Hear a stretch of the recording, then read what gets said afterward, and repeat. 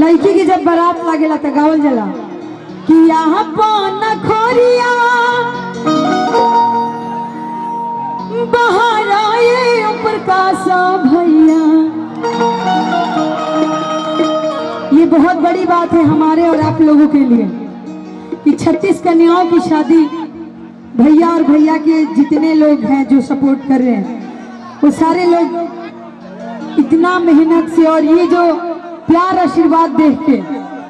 तो बस भैया के रहुए सबके सपोर्ट बा। ये जिला के जितना लोग बा हम चल के आरा से पटना से आई बनी, पटना से आई बनी हम और आरा से हमारा पूरा टीम आई बा। तो भैया के प्यार आशीर्वाद बा रहुआ सबके बाकी हेमा पांडे गई जब बुलावल गई बा लेकिन आई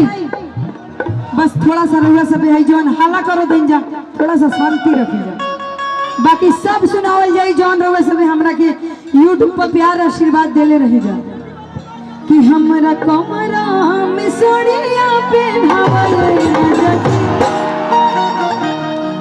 ई गाना से रहुआ सब प्यार आशीर्वाद देले रही जा सोशल मीडिया पे।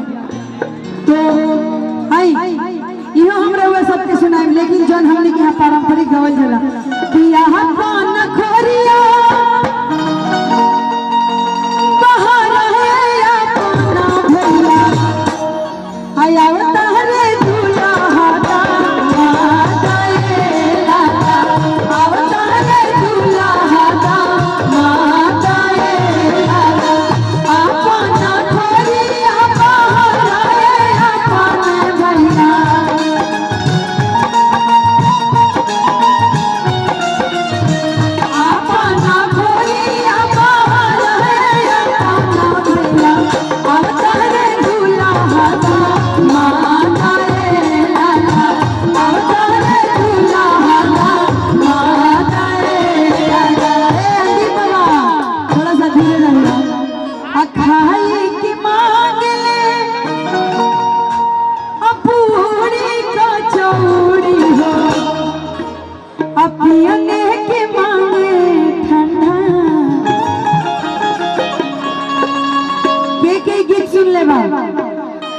बस एक आदमी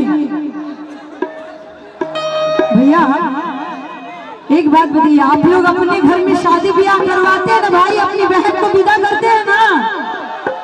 तो बस आज के माहौल ये बा समझी जा कि अपन बेटी बहन के ब्याह शादी रहो सब करावते जा। हम लड़का पक्ष से नहीं की लड़की पक्ष से बानी के तैयार बा दूल्हा के पक्ष से नहीं रहे के भाई लड़की पक्ष से रहल जरूरी होला। देखिए आई खाए के मांगे पूरी कचौड़ी खाए के मांगे पूरी कचौड़ी पीने के मांगे ठंडा पानी लाला पीने के मांगे ठंडा पानी यही में गावल जला खूब बढ़िया भजन है कि आज मिथिला नगरिया निहाल सखिया आज मिथिला नगरिया निहाल सखिया। जो मोबाइल पकड़े हैं मैं उनको तो नहीं बोल सकती हूँ लेकिन जो मोबाइल नहीं पकड़े दोनों हाथ उठा के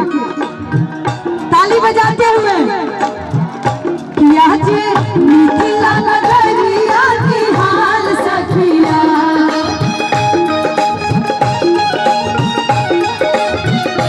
चारों दूल्हा में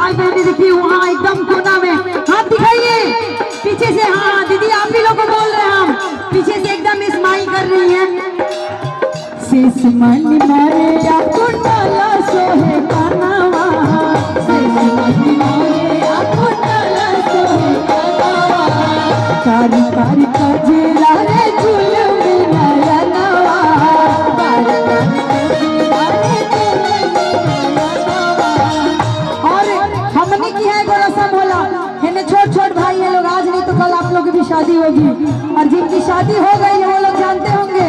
हमारे यहाँ एक रस्म होता है, जब दुल्हा मारो में जाता है तो लोढ़ा से परिछल जाला नो। और तोहरों के घबराए की जरूरत नहीं है, जे आज के विवाह समारोह देखो तो उनको 2 साल बाद चाहे 5 साल बाद बिया हो खबे करी, और तुम लोग परिछल बोलो तो देखी कि आज लोढ़ा से ठोकाई दोनों गाल सखिया,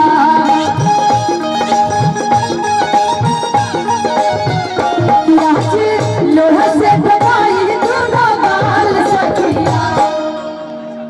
चारों दुल्हा में बड़का कमाल सखिया, लेकिन जब दुल्हा मारो में जाला, हाँ सुनी भैया, शांति बनाए रखिए प्लीज।